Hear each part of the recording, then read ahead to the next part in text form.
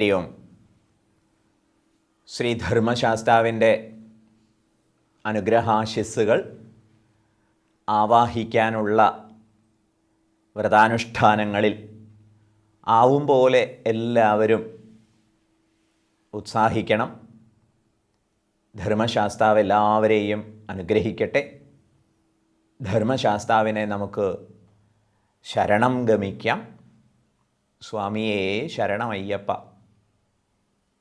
അയ്യപ്പൻ ധർമ്മശാസ്താവാണ്, അയ്യനാണ്, എല്ലാറ്റിൻ്റെയും അധിപതിയാണ്.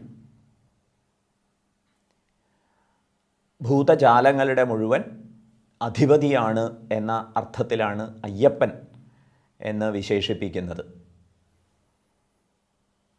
മഹിഷിയുടെ ചരിതം കേൾക്കുകയായിരുന്നു നമ്മൾ.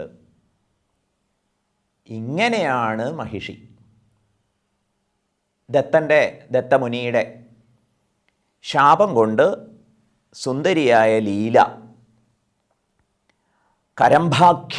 കരംഭൻ എന്ന ദാനവൻ്റെ പുത്രിയായി കരംഭിക എന്ന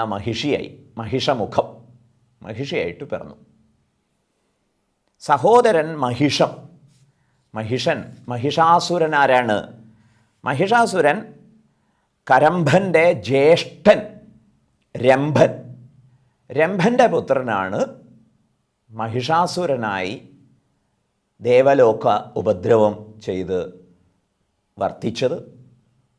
ആ മഹിഷാസുരനെയാണ് ഗതികെട്ട ദേവലോകം ശക്തി പകർന്ന് പ്രേരിപ്പിച്ചത് പ്രമാണിച്ച്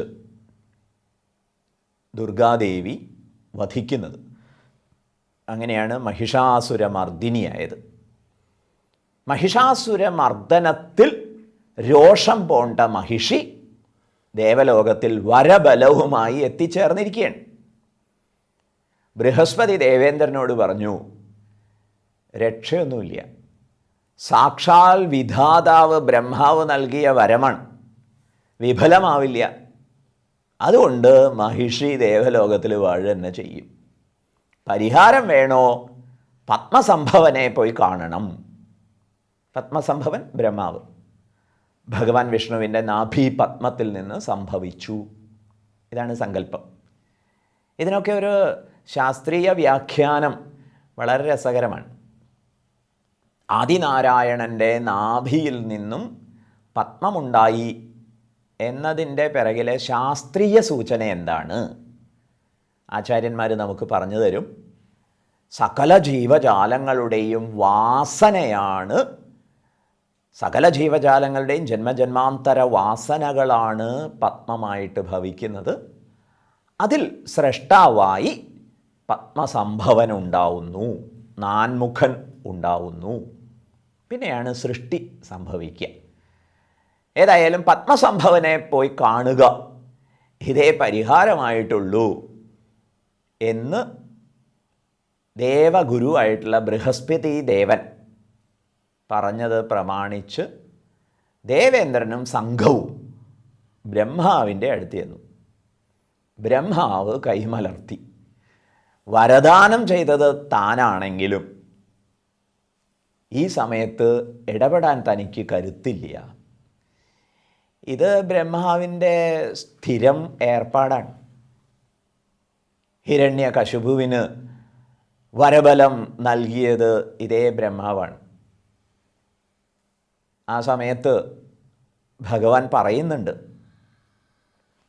ഈ ഹിരണ്യകശിപു ബ്രഹ്മാവിൻ്റെ വരബലത്താൽ എത്രമേൽ ശക്തനാണെങ്കിലും ശരി, ഞാൻ വധിച്ചിരിക്കും.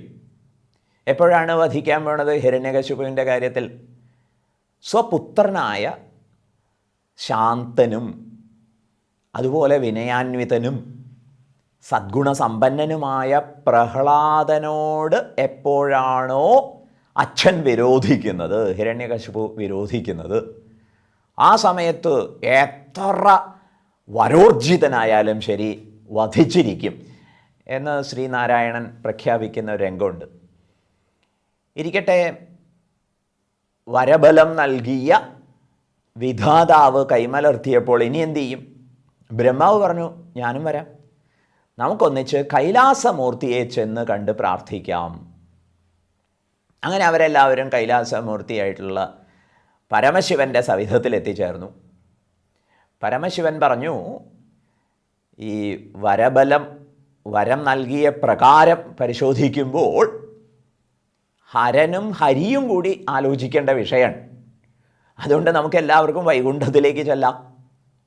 ഇങ്ങനെ സത്യലോകം വഴി, കൈലാസം വഴി എല്ലാവരും വൈകുണ്ഠത്തിൽ എത്തിച്ചേർന്നു. ഭഗവാൻ മഹാവിഷ്ണു ആകട്ടെ, നിങ്ങളുടെ പ്രയാസം ഞാൻ മനസ്സിലാക്കുന്നു, മഹിഷിയാണല്ലോ പ്രശ്നം, മഹിഷി വധം നടക്കണം. അതിനെന്താ ഉപായം? തൽക്കാലം ദേവലോകത്തിൽ നിന്ന് മഹിഷിയെ തുരത്താനുള്ള വഴി ആലോചിക്കാം എന്നായി. ഇതിനു വേണ്ടി പരമശിവനെയും ബ്രഹ്മാവിനെയും അടുത്തടുത്തിരിക്കാൻ പറഞ്ഞു. എന്നിട്ട് ഭഗവാൻ വിഷ്ണു ഈ രണ്ടു പേരെയും ചേർത്ത് തഴുകി. അവിടെ ഒരു മഹിഷം പ്രത്യക്ഷപ്പെട്ടു. ആ മഹിഷം ആരായിരുന്നു? മഹിഷിയുടെ ശാപം കൊണ്ട് ദത്തമുനി, ആ മുനിയാണ് മഹിഷമായി മാറിയത്. ത്രിമൂർത്തികളുടെ ആവിർഭാവമായിരുന്നല്ലോ, ത്രിമൂർത്തികളുടെ അനുഗ്രഹങ്ങൾ ചേർന്നാണ് ദത്തമാമുനിയായത്. ഇതുപോലെ തന്നെ വീണ്ടും മഹിഷമായിട്ട് ദത്തമുനി സംഭവിച്ചു. ദത്തമുനിയോട്, മഹിഷത്തോട് മഹാവിഷ്ണു പറഞ്ഞു, അങ്ങയുടെ നേരത്തെ ഉണ്ടായിരുന്ന പത്നി ഇപ്പോൾ മഹിഷിയായിട്ട് ദേവേന്ദ്ര പദവിയിൽ ഇരിക്കുന്നുണ്ട്. അങ്ങ് ചെന്ന് അവളെ കാമവശകയാക്കിയിട്ട് ഭൂമിയിലേക്ക് കൊണ്ടുപോകണം. അപ്പം അതിന് വേണ്ടുന്ന ബലം അങ്ങേക്ക് ലഭ്യമാവും. സാക്ഷാൽ കാമദേവൻ ഭവാനെ ഈ വിഷയത്തിൽ സഹായിക്കും, അനുഗ്രഹിക്കും എന്ന് നിർദ്ദേശിച്ചു. ഈ അനുഗ്രഹം ഏറ്റുവാങ്ങിക്കൊണ്ട് മഹിഷം അവിടെ നിന്ന് പുറപ്പെട്ടു. അങ്ങനെ ദേവലോകത്തിൽ ചെന്നു. അവിടെ ദേവേന്ദ്രൻ്റെ സിംഹാസനത്തിൽ കയറിയിരിക്കുന്ന മഹിഷത്തെ കണ്ട് കാമാതുരയായി കൂടെ പോയി. കുറച്ചു കാലം അവർ ദേവലോകത്തിലൊക്കെ ഹണിമൂൺ ആഘോഷമൊക്കെ ആയിട്ട് കഴിഞ്ഞുകൂടി.